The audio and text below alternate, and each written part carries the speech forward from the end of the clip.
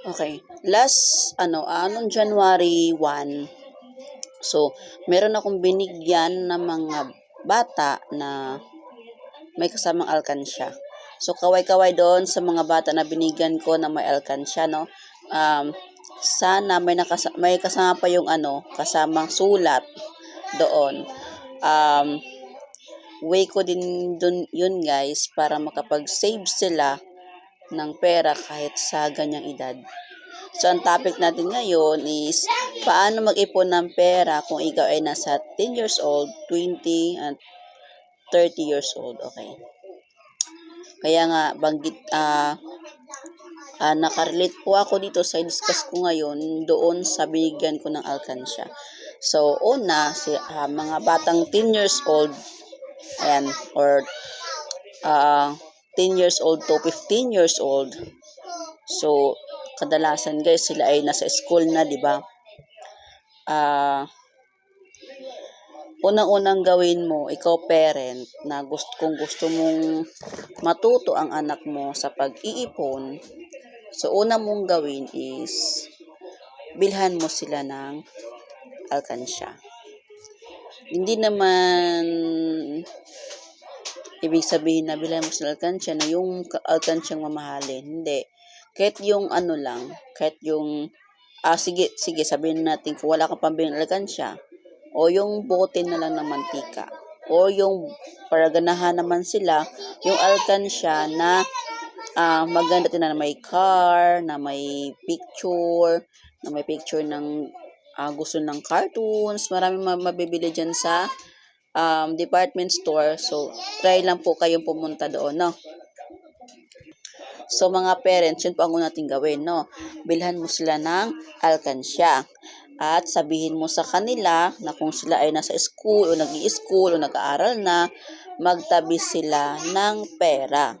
Hindi uubusin yung baon. Kailangan meron silang maitabi na mailagay doon sa kanilang alkansya.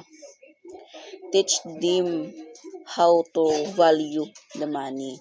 Turuan mo sila kung ano ang halaga, kung paano magpapahalaga ng pera. Okay?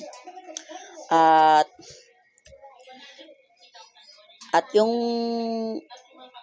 alkansya nila, yung ipon nila, dapat may goals sila doon. Halimbawa, nag-ipon sila para sa kanilang birthday.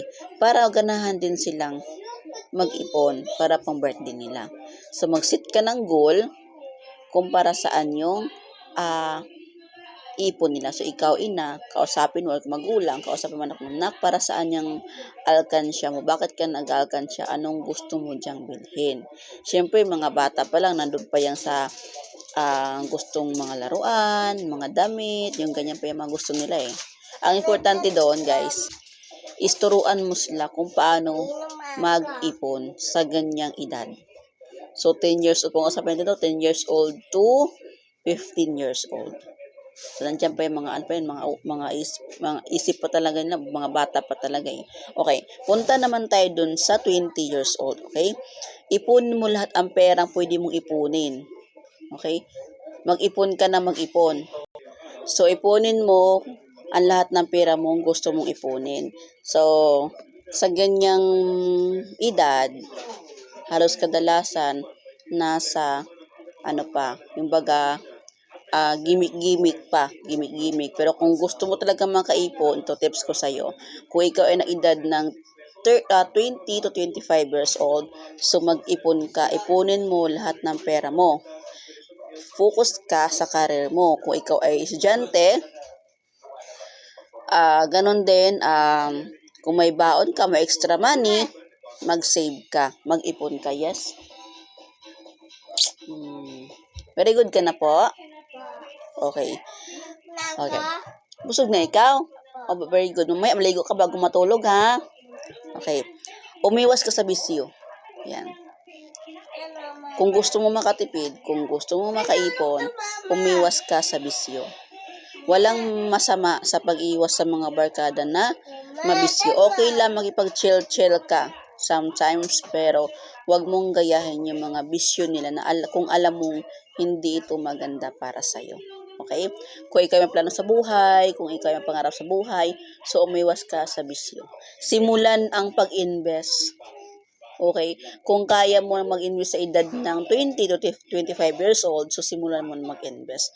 Mag-isip ka kung anong gusto mong negosyo na someday yun ang magiging step mo or way na magiging makuha mo yung mga pangarap mo sa buhay. Kasi simulan mo mag-invest, okay? Magdagdag pa na isang source of income. Hindi lang dapat ikaw naka-stay dun sa isang source of income. So, kung ikaw ay company worker, that's not enough. Okay? Hindi siya enough para makuha mo yung goal mo sa buhay. Company worker is good, but hindi siya nakapag-generate ng what we call this passive income. That is active income. Being a company worker is active income, not passive income. So, you must learn how to begin or how to get passive income. Okay? So, umiwas ka sa utang. Okay?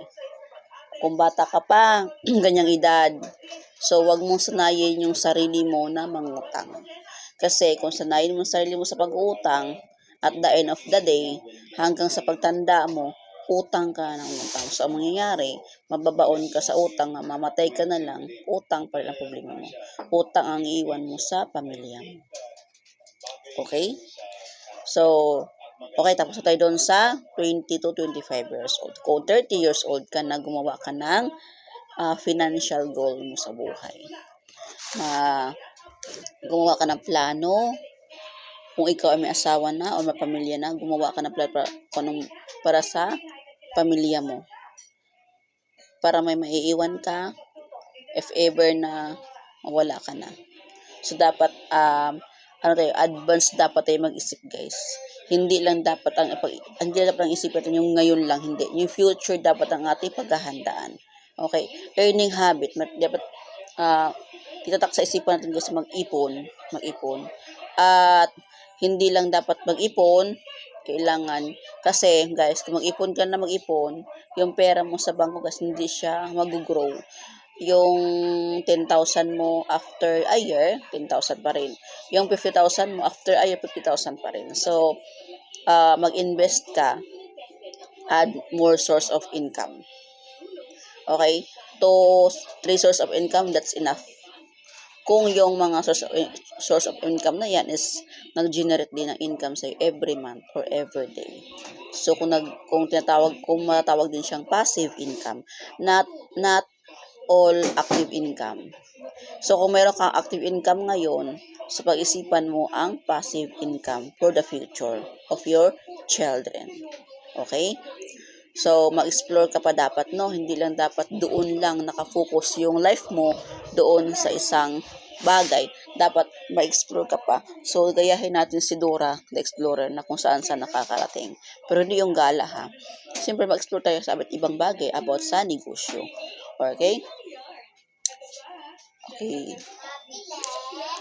Ano yun?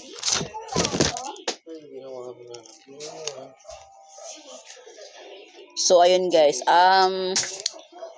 Tulad ng sabi ko, kung nandyan na tayo kung meron ka ng active income, so dapat pag-isipan mo rin ang magkaroon ng passive income. So, ayan ang tip ko guys, kung paano mag-ipon kung ikaw ay nasa edad na 10 to 30 years old. So, sa mga nabigyan ko ng alkansya dyan, hello, sa mga mami dyan, na nakita din yung bigay ko. So, yan lang nakayanan ko guys. Gusto ko din 2024 balikan ko po yung binigay kong alkansya kung may laman na. Sana may 2025 balikan ko yung binigyan ko ng alkansya at I hope na meron siyang laman. Okay? So ayun lamang guys na ang tip natin for today. Sa mga hindi pa follow sa YouTube channel ko guys, follow niyo po ako, subscribe po kayo, comment po kayo, and share na din po sa ating topic ngayon. So, yun lang po. God bless po sa ating lahat.